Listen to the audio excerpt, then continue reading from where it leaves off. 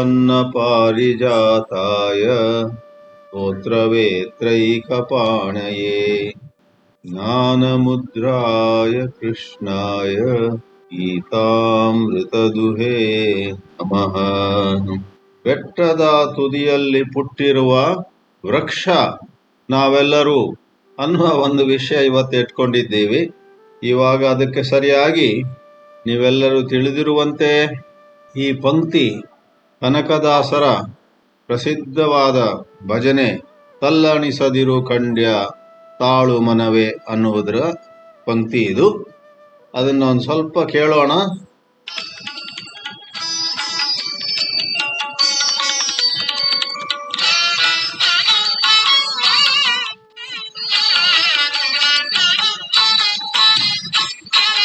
ತಲ್ಲಣಿಸದಿರು ಕಂಡ್ಯ ತಾಳು ಮನವೇ,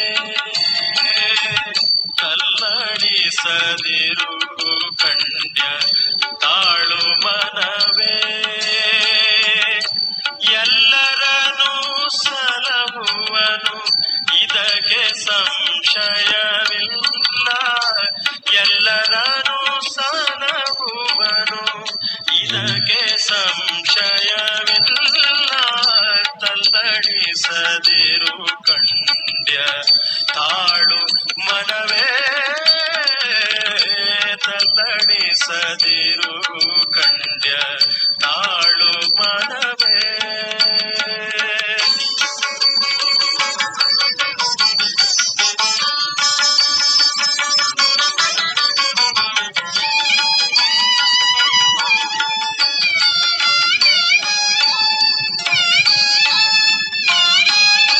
ಬೆಟ್ಟದ ತುದಿಯಲ್ಲಿ ಹುಟ್ಟಿರುವ ವೃಕ್ಷಕ್ಕೆ ಕಟ್ಟೆಯನ್ನು ಕಟ್ಟಿ ನೀರೆರೆದವರು ಯಾರು? ಬೆಟ್ಟದ ತುದಿಯಲ್ಲಿ ಹುಟ್ಟಿರುವ ವೃಕ್ಷಕ್ಕೆ ಕಟ್ಟೆಯನ್ನು ಕಟ್ಟಿ ನೀರೆರೆದವರು ಯಾರು? ಹುಟ್ಟಿಸಿದ ಸ್ವಾಮಿತ ಹೊಡೆಗಾರನಾಗಿರರು ಗಟ್ಟಿಯಾಗಿ ಸಲಹುವನು ಇದಕ್ಕೆ ಸಂಶಯವಿಲ್ಲ. ತಲ್ಲಣಿಸದಿರು ಕಂಡ್ಯ ತಾಳು ಮನವೇ. ಸಂಪೂರ್ಣ ಭಜನೆ ಇನ್ನೂ ಒಂದಿಷ್ಟಿದೆ. ಇದರಲ್ಲಿ ಬೆಟ್ಟದ ತುದಿಯಲ್ಲಿ ಪುಟ್ಟಿರುವ ವೃಕ್ಷಕ್ಕೆ ಅಂತ ಬಂದಿದೆ ಮೊದಲನೆಯ ಸ್ಟ್ಯಾನ್ಸಾದಲ್ಲೇನೆ. ಕನಕದಾಸರು ಈ ಒಂದು ಬಹಳ ಪ್ರಸಿದ್ಧವಾದ ಪದ್ಯದಲ್ಲಿ ಕೆಲವಾರು ದೃಷ್ಟಾಂತಗಳನ್ನ ಕೊಡ್ತಾರೆ ಅಲ್ವೇ. ಬೆಟ್ಟದ ತುದಿಯಲ್ಲಿ ಹುಟ್ಟಿರುವ ಒಂದು ಪುಟ್ಟ ವೃಕ್ಷ, ಅಡವಿಯೊಳಗಾಡುವ ಮೃಗ ಪಕ್ಷಿಗಳು, ಆಮೇಲೆ ಒಂದು ಸ್ಟ್ಯಾನ್ಸ ಅಂತೂ ಅಷ್ಟು ಎಲ್ಲರಿಗೂ ಗೊತ್ತಿರುವುದಿಲ್ಲ. ನವಿಲಿಗೆ ಚಿತ್ರ ಬರೆದವರ್ಯಾರು, ಪವಳದ ಲತೆಗೆ ಕೆಂಪಿಟ್ಟವರು ಯಾರು, ಸವಿಮಾತಿನ ಅರಗಿಳಿಗೆ ಹಸಿರು ಬರೆದವರ್ಯಾರು, ಯಾರದೆಲ್ಲ ಮಾಡಿದ್ದಾರೋ ಅವರು ನಮ್ಮನ್ನ ಸಲಹುವರು ಇದಕ್ಕೆ ಸಂಶಯವಿಲ್ಲ ಅಂತಲೂ ಇದೆ. ಮತ್ತು ಪ್ರಸಿದ್ಧವಾದ ಮತ್ತೊಂದು ಪದ್ಯದಲ್ಲಿ ಅಥವಾ ಇದೇ ಪದ್ಯದ ಭಾಗದಲ್ಲಿ, ಕಲ್ಲಿನಲ್ಲಿ ಹುಟ್ಟಿ ಕೂಗುವ ಕಪ್ಪೆಗಳಿಗೆಲ್ಲ ಅಲ್ಲಲ್ಲಿಗೆ ಆಹಾರವನ್ನು ತಂದಿತ್ತವರು ಯಾರು ಅಂತ ಹೇಳಿ ಕನಕದಾಸರು ಬಲ್ಲಿದನು ಕಾಗಿನೆಲೆಯಾದಿ ಕೇಶವರಾಯ ಎಲ್ಲರನ್ನು ಸಲಹುವನು ಇದಕ್ಕೆ ಸಂಶಯವಿಲ್ಲ ಅಂತ ಮತ್ತೆ ಮತ್ತೆ ಹೇಳ್ತಾರೆ.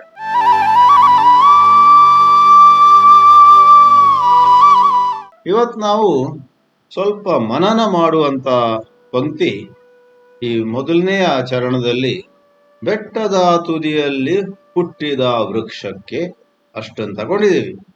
ಅದಕ್ಕೆ ನಾವೊಂದು ಶಬ್ದ ಸೇರಿಸಿದ್ದೀವಿ. ನಾವೆಲ್ಲರೂ ಕೂಡ ಬೆಟ್ಟದ ತುದಿಯಲ್ಲಿ ಹುಟ್ಟಿರುವ ವೃಕ್ಷ. ನಮ್ಮೆಲ್ಲರಲ್ಲೂ ಅದು ಯಾಕೋ ಹೇಗೋ ಗೊತ್ತಿಲ್ಲ, ಏನೋ ಒಂದು ಅಹಂಕಾರ ಬಂದ್ಬಿಡುತ್ತೆ. ನಮ್ಮೆಲ್ಲರಲ್ಲೂ ಇದೆ. ನಾನು ಯಾರು ಗೊತ್ತಾ ಅವರಿಗೆ ಅಂತ ನಮ್ಮಲ್ಲಿ ಒಂದು ಅಹಂಭಾವ ಸಣ್ಣ ಹುಳುವಿಗೂ ಇದೆಯಂತೆ ಅಹಂಭಾವ. ಒಮ್ಮೆ ವೇದವ್ಯಾಸರು ನಡ್ಕೊಂಡು ಹೋಗ್ತಿರುವಾಗ ಒಂದು ಸಣ್ಣ ಹುಳು ದಾರಿಯಲ್ಲಿತ್ತಂತೆ. ವೇದವ್ಯಾಸರ ಆ ಹುಳುವನ್ನು ನೋಡಿದಾಗ ಆ ಹುಳು ಕೂಡ ತಲೆ ಎತ್ತಿ ವೇದವ್ಯಾಸರನ್ನು ನೋಡಿ ನನ್ನ ಮೇಲೆ ಕಾಲಿಡಬೇಡ ಅನ್ನುವಂತ ರೀತಿ ಮುಖ ಮಾಡಿತಂತೆ. ಅದು ವೇದವ್ಯಾಸರಿಗೆ ತೋರಿರ್ಬೇಕು, ನಮಗೆಲ್ಲ ಗೊತ್ತಾಗೋದಿಲ್ಲ. ಆಗ ವೇದವ್ಯಾಸರು ಮುಗುಳು ನಕ್ಕರಂತೆ, ಅಬ್ಬಾ, ಈ ಹುಳುವಿಗೂ ಕೂಡ ಏನೋ ಅಹಂಭಾವ ಇದೆ, ನಾನು ಯಾರಂತ ಗೊತ್ತಾ ಇವರಿಗೆ ಅನ್ನೋ ರೀತಿಯಲ್ಲಿ. ನಾವೆಲ್ಲ ಏನೇನೋ ಆಧಾರದ ಮೇಲೆ ನಮ್ಮ ಬಗ್ಗೆನೆ ಒಂದು ನಾವು ದೊಡ್ಡವರು ಅಂತ ಮಾಡ್ಕೊಂಡ್ಬಿಡ್ತೀವಿ. ಬಾಯಿಗೆ ನಾವೇನಿಲ್ಲಪ್ಪ, ನಾವೇನೂ ಇಲ್ಲ ಅಂತ ಹೇಳೋದಿದೆ. ನೀವು ಕೇಳಿರ್ಬೋದು, ಯಾವುದೋ ಒಂದು ಕಾರ್ಯಕ್ರಮಕ್ಕೆ ಒಬ್ರು ಬಂದಿದ್ರಂತೆ ಮುಖ್ಯ ಅತಿಥಿಯಾಗಿ. ಆ ಮುಖ್ಯ ಅತಿಥಿಯವರ ಬಗ್ಗೆ ಅಲ್ಲಿ ಕಾರ್ಯದರ್ಶಿ ಕೊನೆಯ ಕ್ಷಣದಲ್ಲಿ ಸ್ವಲ್ಪ ನಿಮ್ಮ ಬಗ್ಗೆ ಮಾಹಿತಿ ಹೇಳಿ, ಯಾಕಂದ್ರೆ ನಿಮ್ಮನ್ನು ಪರಿಚಯಿಸ್ಬೇಕಲ್ಲ ಅಂತ ಹೇಳಿದ್ರಂತೆ. ಆಗ ಆ ಮುಖ್ಯ ಅತಿಥಿ ಉಪಚಾರಕ್ಕೆ ನಾವು ಹೇಳೋ ರೀತಿ, ನನ್ನ ಬಗ್ಗೆ ಏನು ಹೇಳೋದಿದೆ, ನಾನೇನೂ ಇಲ್ಲ ಅಂಥದ್ದೇನು ಬೇಡ ಅಂದ್ರಂತೆ.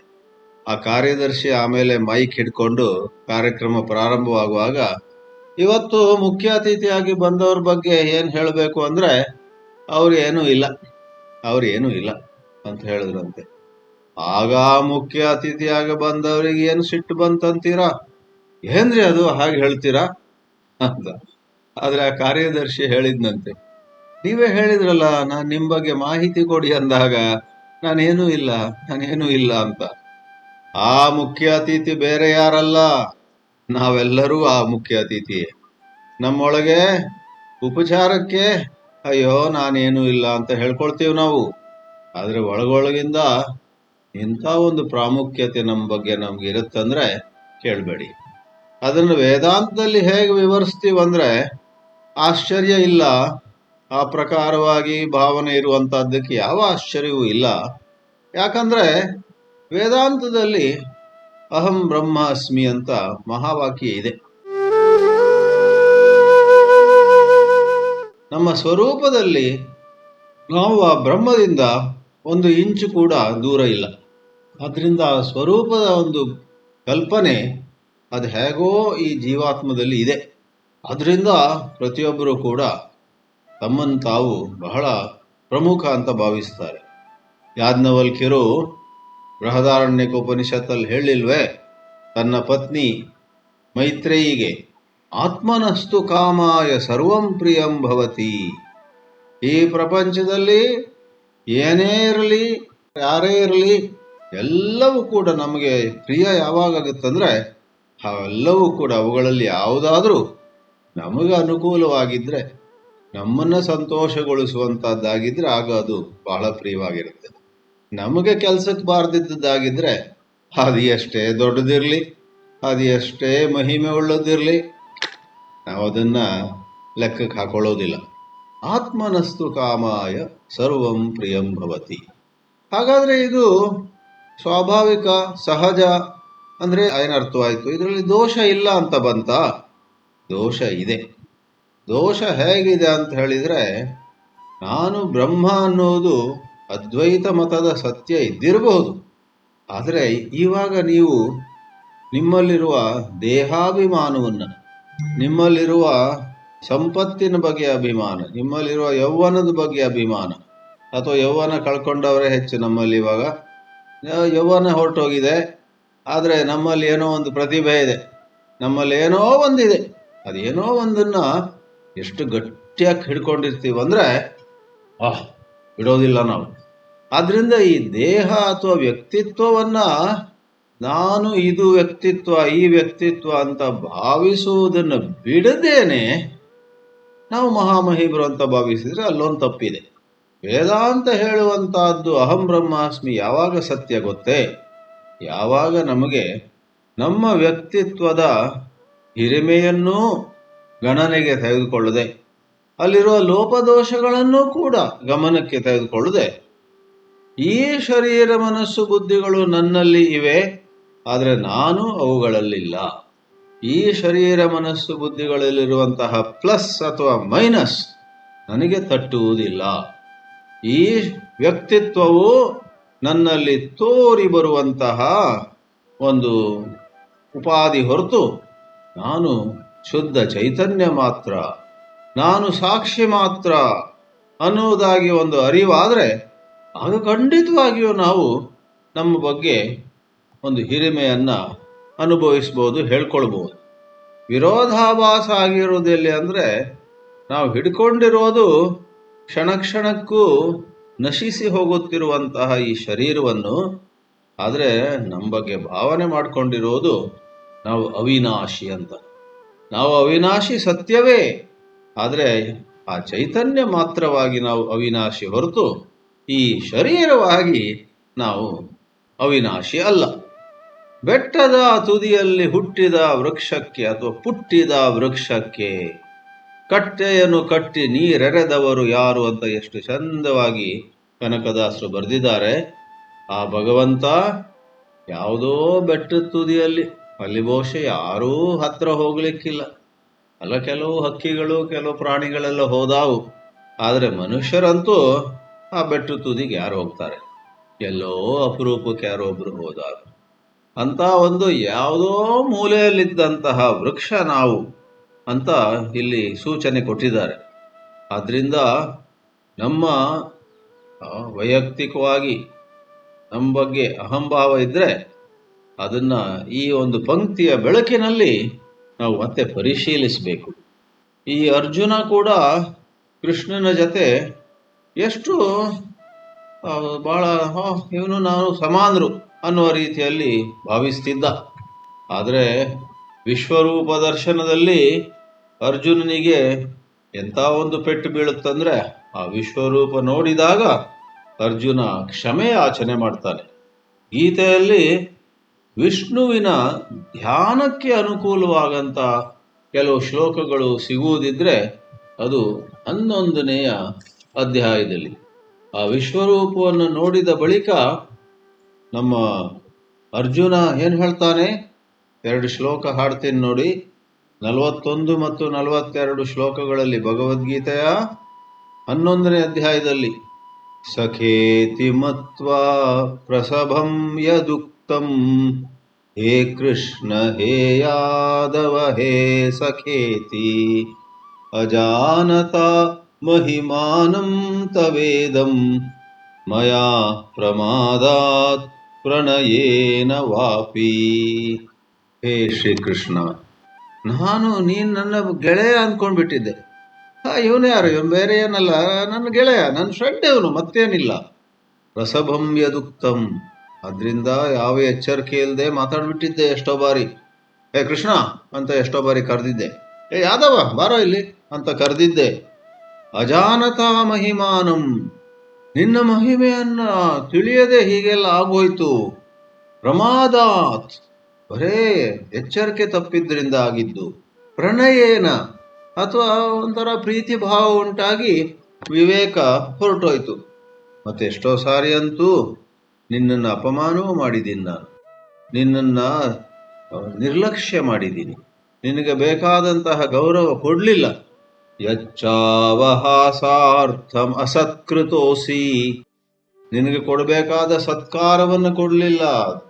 ನೀನು ಅಸತ್ಕೃತನಾದೆ. ವಿಹಾರ ಶಯ್ಯಾಸನ ಭೋಜನೇಶು, ಅದು ಆಟ ಅಥವಾ ಹೀಗೆ ಕ್ರೀಡೆಯಲ್ಲಿರಬಹುದು, ಅಥವಾ ಮಲಗುವ ಸಮಯದಲ್ಲಿ ನಿನಗೆ ಬೇಕಾದ ವ್ಯವಸ್ಥೆ ಮಾಡಿಕೊಡ್ಲಿಲ್ಲ. ಮತ್ತು ಭೋಜನ ಸರಿಯಾಗಿ ಎಷ್ಟೋ ಬಾರಿ ನೀನು ಮನೆಗೆ ಬಂದಾಗ, ನಮ್ಮ ಅರಮನೆಗೆ ಬಂದಾಗ ಸರಿಯಾಗಿ ಊಟೋಪಚಾರಗಳನ್ನು ಮಾಡಲಿಲ್ಲ ನಾನು. ಏಕೋಥವಾಪ್ಯಚ್ಯುತ ತತ್ಸಮಕ್ಷಂ ತತ್ಕ್ಷಾಮಯೇ ತ್ವಾಂ ಅಹಂ ಅಪ್ರಮೇಯಂ. ನೀನು ಅಪ್ರಮೇಯ, ನಿನ್ನ ಮಹಿಮೆಯನ್ನು ಅಳೆಯಲಿಕ್ಕೆ ಆಗೋದಿಲ್ಲ, ನಾನಂತೂ ಬರೇ ಕ್ಷುದ್ರ ಜೀವ ಇತ್ಯಾದಿಯಾಗಿ ಅರ್ಜುನ ಹೇಳ್ತಾನೆ.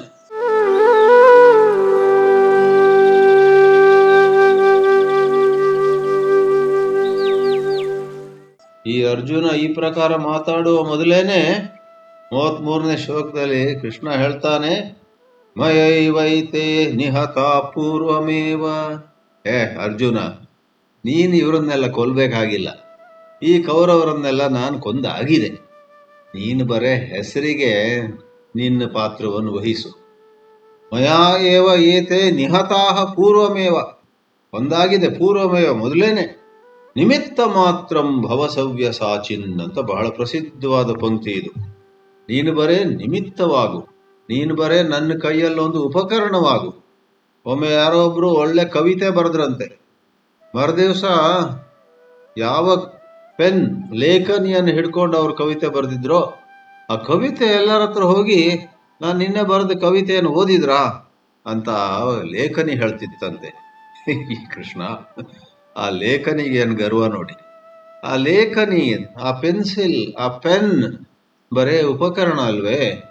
ಆ ಪ್ರಕಾರ ನಾವು ಈ ವ್ಯಕ್ತಿತ್ವದ ಜೊತೆ ತಾದಾತ್ಮ್ಯ ಇಟ್ಕೊಂಡಾಗ, ಈ ಶರೀರ ಮನ ಬುದ್ಧಿ, ಇವರಿಗೆ ಹುಟ್ಟಿದವನು, ಅವರ ಮಗಳು, ಇವಳ ಅಕ್ಕ, ಅವಳ ತಂಗಿ, ಇವರ ಅಣ್ಣ ಇತ್ಯಾದಿಯಾಗಿ ಈ ಒಂದು ಸಂಸ್ಥೆಯ ಮುಖ್ಯ ಅಧಿಕಾರಿ ನಾನು 15 ದೇಶಕ್ಕೆಲ್ಲ ಹೋಗಿ ಬಂದವನು, ನನ್ನ ಹತ್ರ ಇದಿದೆ ಅದಿದೆ ಅಂತೆಲ್ಲ ಭಾವಿಸ್ತೀವಲ್ಲ, ಅದೆಲ್ಲವೂ ಕೂಡ ವ್ಯಕ್ತಿತ್ವಕ್ಕೆ ಸಂಬಂಧಪಟ್ಟದ್ದು. ವ್ಯಕ್ತಿತ್ವ ಎಷ್ಟು ಸಂಪತ್ತಿರಲಿ, ಎಷ್ಟು ರೂಪ ಇರಲಿ, ಎಷ್ಟು ಯೌವನ ಇರಲಿ, ಎಷ್ಟು ಬಗೆಯ ಪ್ರತಿಭೆಗಳಿರಲಿ, ಅವೆಲ್ಲ ಸೇರಿಯೂ ಕೂಡ ಈ ವ್ಯಕ್ತಿತ್ವ ಅನ್ನುವಂಥದ್ದು ವಿನಾಶಕ್ಕೆ ಒಳಪಡುವಂಥದ್ದು. ಇವತ್ತಿದೆ ನಾಳೆ ಇರುತ್ತೆ ಅಂತ ಹೇಳೋಕ್ಕಾಗಲ್ಲ. ಆದ್ರಿಂದ ಇವರು ನಮ್ಮ ಕನಕದಾಸರು ಬೆಟ್ಟದ ತುದಿಯಲ್ಲಿ ಹುಟ್ಟಿದ ವೃಕ್ಷಕ್ಕೆ ಅಂತ ಹೇಳುವಂಥ ಮಾತು, ಅದು ಬರೇ ಎಲ್ಲೋ ದೂರದ ಬೆಟ್ಟದ ಮೇಲಿರುವಂಥ ಒಂದು ಗಿಡಕ್ಕಲ್ಲ, ಅದು ಬರೇ ದೃಷ್ಟಾಂತ. ನಾವು ಪ್ರತಿಯೊಬ್ಬರೂ ಕೂಡ ಆ ಬೆಟ್ಟದ ಒಂದು ತುದಿಯಲ್ಲಿ ಬೆಳೆದಿರುವಂತಹ ಮರಕ್ಕೆ ಸಮಾನ ಯಾವ ಲೆಕ್ಕಕ್ಕೂ ನಿಜವಾಗಿಯೂ ಇಲ್ಲ. ಆದರೆ ಭಗವಂತನಿಗೆ ನಾವು ಶರಣು ಹೋದಾಗ, ಭಗವಂತನಿಗೆ ನಾವು ನಮ್ಮನ್ನು ಅರ್ಪಣೆ ಮಾಡಿಕೊಂಡಾಗ ನಮ್ಮ ಸ್ವರೂಪದ ಒಂದು ಅರಿವು ನಮಗಾಗುತ್ತೆ. ಆ ಸ್ವರೂಪದಲ್ಲಿ ಖಂಡಿತ ನಮಗೆ ಮಹಿಮೆ ಇದೆ. ಅದರಿಂದ ಅಹಂ ಬ್ರಹ್ಮಾಸ್ಮಿ ಅಂತ ಹೇಳಲಾಯಿತು. ಸ್ವರೂಪದಲ್ಲಿ ನೆಲೆ ನಿಲ್ಲದೆ, ಸ್ವರೂಪದಲ್ಲಿ ನಿಷ್ಠೆಯನ್ನು ಪಡೆಯದೆ, ವ್ಯಕ್ತಿತ್ವವನ್ನೇ ಆಲಿಂಗಿಸಿಕೊಂಡು, ವ್ಯಕ್ತಿತ್ವವನ್ನೇ ಇದು ನಾನು ಅಂತ ಭಾವಿಸುತ್ತಾ ನಾವು ಸ್ವಲ್ಪವಾದರೂ ಕೂಡ ಅಹಂಭಾವವನ್ನು ಹೊಂದಿದ್ರೆ ಅದು ಸುಳ್ಳು ಅನ್ನುವಂಥ ಅರ್ಥ ಇಲ್ಲಿ ಬರುತ್ತೆ.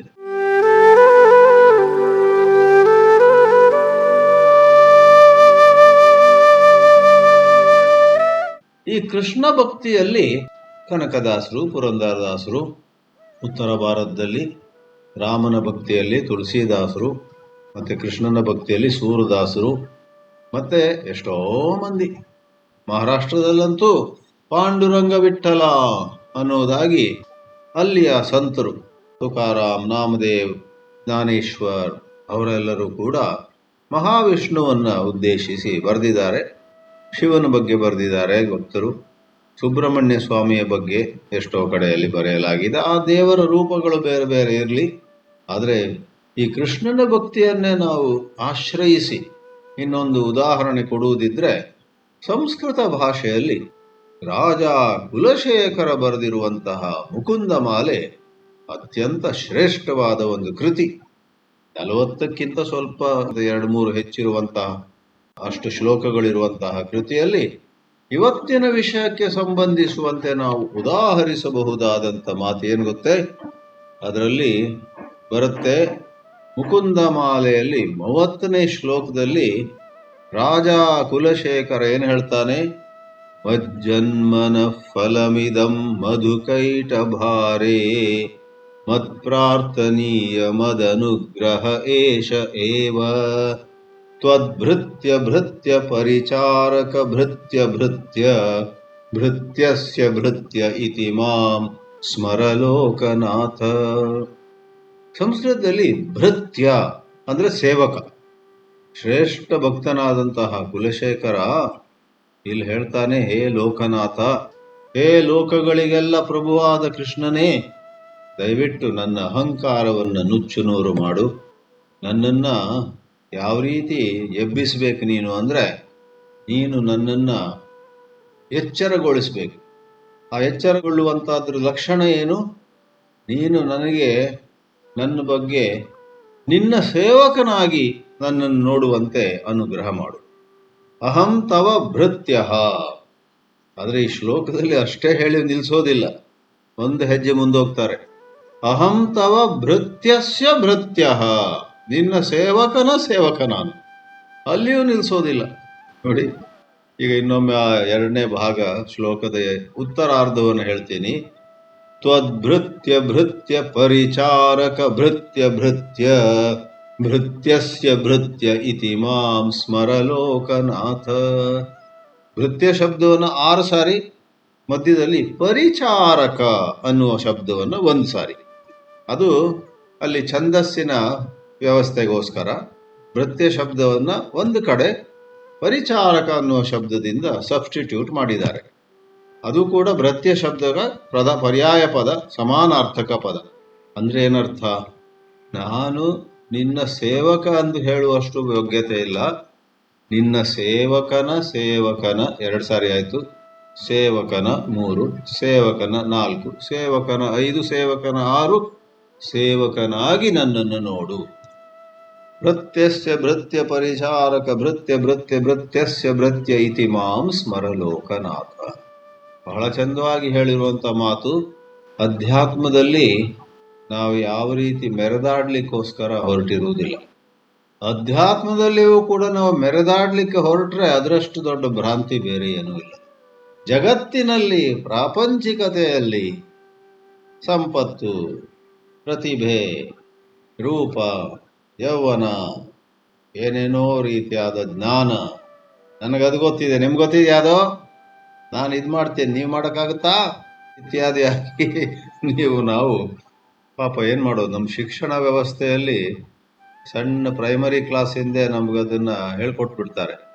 ಯಾಕಂದರೆ ಈ ಪ್ರಪಂಚ ಏನು ಅಂದರೆ, ಕಠೋಪನಿಷತ್ತಲ್ಲಿ ಹೇಳಿದ ಹಾಗೆ ಅಂಧೇನ ನೀಯಮಾನ ಯಥಾಂಧಾಹ. ಕುರುಡರಿಗೆ ದಾರಿ ತೋರಿಸ್ತಾ ಇರುವಂಥ ಒಂದು ಸಂದರ್ಭ. ಸ್ವತಃ ಕುರುಡರು, ಇವರಿಗೆ ಕಣ್ಣು ಕಾಣೋದಿಲ್ಲ. ಆಮೇಲೆ ಇನ್ನೊಬ್ಬ ಕುರುಡ ಬಂದು, ಸ್ವಾಮಿ ಸ್ವಲ್ಪ ತುಮಕೂರಿಗೆ ಯಾವ ರಸ್ತೆಯಲ್ಲಿ ಹೋಗಬೇಕು? ಯಾರೋ ಒಬ್ಬ ಮಲ್ಲೇಶ್ವರದಲ್ಲಿ ನಿಂತ್ಕೊಂಡು ಅಥವಾ ಯಶವಂತಪುರದಲ್ಲಿ ನಿಂತ್ಕೊಂಡು ತುಮಕೂರಿ ಕಡೆ ಹೋಗಬೇಕು, ಯಾವ ದಿಕ್ಕಲ್ಲಿ ಹೋಗ್ಬೇಕಂದಾಗ ಆ ಕೇಳುವವರು ಕುರುಡರು, ಈ ಹೇಳುವವನು ಕುರುಡ. ಹೌದಾ, ಬನ್ನಿ ತೋರಿಸ್ತೀನಿ, ಹಿಂಗೆ ಹೋಗಿ ಅಂತ ಹೇಳ್ಬಿಟ್ಟ. ಅಂಧರು ಅಂಧರನ್ನ ದಾರಿ ತೋರಿಸ್ಲಿಕ್ಕೆ ಹೊರಟಾದಾಗೆ. ಅಂಧೇನ ನಿಯಮಾನ ಯಥಾ ಅಂಧಾಹ. ಕಠೋಪನಿಷತ್ತಲ್ಲಿ ಆ ಪಂಕ್ತಿ ಇದೆ. ಯಮಧರ್ಮರಾಜ ಪ್ರಾಪಂಚಿಕ ಜನರನ್ನ ಟೀಕೆ ಮಾಡುವ ಬಗೆ ಅದು.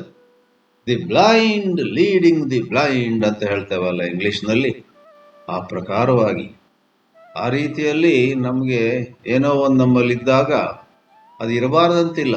ನಿಮ್ಮಲ್ಲಿ ಪ್ರತಿಭೆ ಇದ್ದರೆ ಬಹಳ ಸಂತೋಷ, ಆದರೆ ಬಹಳ ಜೋಪಾನವಾಗಿ ಅಧ್ಯಾತ್ಮದಲ್ಲಿ ನೀವು ನಡೆಯುವವರಾದರೆ ಬಹಳ ಜಾಗ್ರತೆ ವಹಿಸಿ ಆ ಪ್ರತಿಭೆಯ ಬಗ್ಗೆ, ಆ ರೂಪದ ಬಗ್ಗೆ, ಆ ಸಂಪತ್ತಿನ ಬಗ್ಗೆ. ಬಹಳ ಪುಣ್ಯಾತ್ಮರು ನಾವು. ನಮ್ಮ ಜೀವನ ಬಹಳ ಪುಣ್ಯದಿಂದ, ಧರ್ಮದಿಂದ, ನ್ಯಾಯಬದ್ಧವಾಗಿ ನಡೆದಿದೆ, ಏನು ಗೊತ್ತಾ ಅಂತ ಒಂದಿದ್ರೆ ಇರಬಹುದು. ನೀವು ಧರ್ಮ ಮಾರ್ಗದಲ್ಲಿ ನಡೆದವರು, ನಿಮ್ಮ ಕೈ ಯಾವ ತಪ್ಪಾಗಿಲ್ಲ, ಯಾರ ಮನನ್ನು ನೋಯಿಸಿಲ್ಲ ನೀವಂತ ಇದ್ದುದಾದ್ರೆ ಅದು ಕಷ್ಟ, ಸುಲಭ ಇಲ್ಲ. ಆದರೂ ಒಂದು ವೇಳೆ ಅದು ಸತ್ಯ ಆದರೆ ಬಹಳ ಸಂತೋಷ. ಆದರೆ ಜಾಗ್ರತೆ ಎಲ್ಲಿ ವಹಿಸಬೇಕು? ಅದೆಲ್ಲವನ್ನು ಕೂಡ ಮೂಟೆಗಟ್ಟಿ ಒಂದು ಪಕ್ಕದಲ್ಲಿಟ್ಟು ನಮ್ಮ ಬಗ್ಗೆ ಮೌನದಲ್ಲಿ ಶಾಂತಿಯಿಂದ ನಮ್ಮ ಬಗ್ಗೆ ನಾವು ಆಲೋಚನೆ ಮಾಡುವುದು ಅಧ್ಯಾತ್ಮದ ಲಕ್ಷಣ. ಆದ್ದರಿಂದ ಭಗವದ್ಗೀತೆ 13ನೇ ಅಧ್ಯಾಯದಲ್ಲಿ ಒಳ್ಳೆಯ ಒಬ್ಬ ಸಾಧಕನ ಲಕ್ಷಣಗಳನ್ನು, ಅದು ಜ್ಞಾನದ ಲಕ್ಷಣ ಅಂತಲೇ ಹೇಳ್ತಾನೆ ಕೃಷ್ಣ. ಏತಜ್ಞಾನಮಿತಿ ಪ್ರೋಕ್ತಂ ಯದ್ ಅಜ್ಞಾನಂ ಯದತೋನ್ಯತ ಅಂತ ಒಂದು ವಾಕ್ಯ ಬರುತ್ತೆ. 5 ಶ್ಲೋಕಗಳಲ್ಲಿ ಭಗವಂತ ಶ್ರೀಕೃಷ್ಣ ಅರ್ಜುನನ ಮೂಲಕ ನಮ್ಮೆಲ್ಲರಿಗೆ ಜ್ಞಾನದ ಲಕ್ಷಣ, ಒಳ್ಳೆ ಸಾಧಕನ ಲಕ್ಷಣಗಳನ್ನು ಹೇಳುವಾಗ 20 ಲಕ್ಷಣಗಳು ಕೊಡುವಲ್ಲಿ ಮೊದಲನೆಯದು ಅಮಾನಿತ್ವಂ.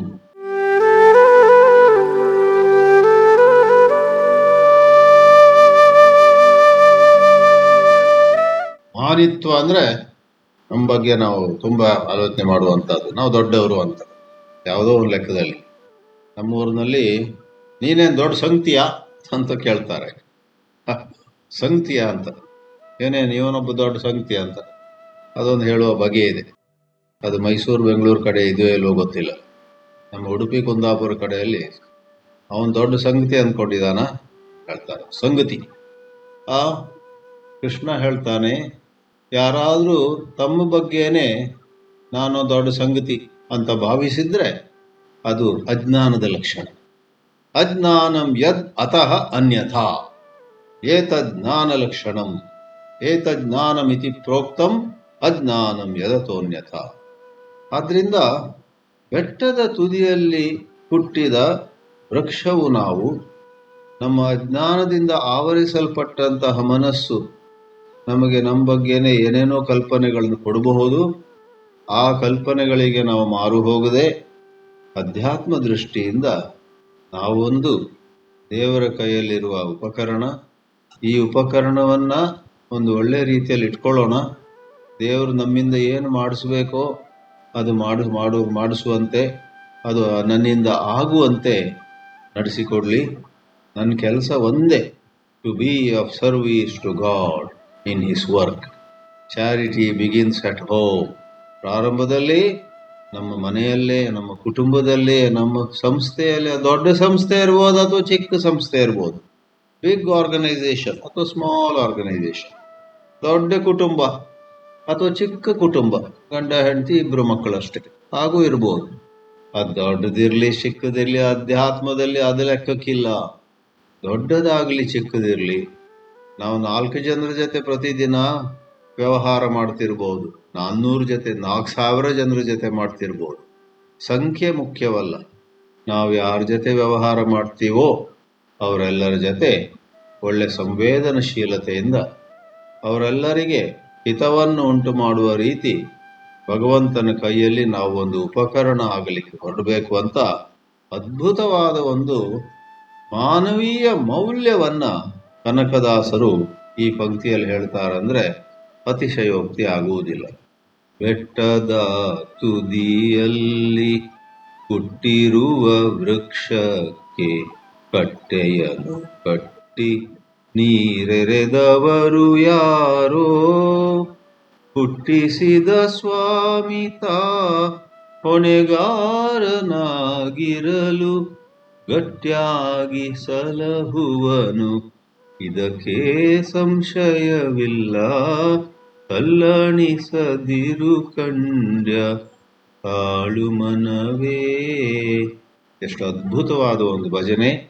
ಇದೆಲ್ಲವನ್ನು ನಾವು ಹಾಡುತ್ತಾ ಮನನ ಮಾಡುತ್ತಾ ಆ ಪ್ರಕಾರವಾಗಿ ನಮ್ಮನ್ನು ನಾವು ಬದಲಾಯಿಸಿಕೊಳ್ಳುವುದು ಬಹಳ ಮುಖ್ಯ.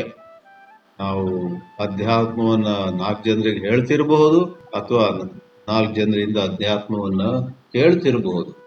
ಅದೆಲ್ಲ ನಾವು ವಹಿಸುವ ಕೆಲವು ನಾಟಕದ ಪಾತ್ರಗಳಷ್ಟೇ. ಹೇಳುವವರು ಕೇಳುವವರು ಎಲ್ಲರೂ ಕೂಡ ಭಗವಂತನ ದಾಸರಷ್ಟೇ. ಭಗವಂತ ಮಾತ್ರ ಶ್ರೇಷ್ಠ. ಅವನು ನಾವು ಬೆಟ್ಟ ತುದಿಯಲ್ಲೂ ಇರಬಹುದು ಅಥವಾ ನಗರದ ಮಧ್ಯದಲ್ಲಿರಬಹುದು, ಎಲ್ಲೇ ಇರಲಿ ಸಲಹುವನು, ಗಟ್ಟಿಯಾಗಿ ಸಲಹುವನು, ಇದಕ್ಕೆ ಸಂಶಯವಿಲ್ಲ ಅಂತ ಹೇಳಿರುವ ಮಾತು ಎಷ್ಟು ಚಂದವಾಗಿದೆ. ನಾವು ಅದನ್ನು ಮನನ ಮಾಡೋಣ ಅಂತ ಹೇಳುತ್ತಾ ಈ ಮಾತುಗಳನ್ನು ಇಲ್ಲಿ ಮುಗಿಸೋಣವಂತೆ. ಓಂ ನಮೋ ಭಗವತೆ ವಾಸುದೇವಾಯ.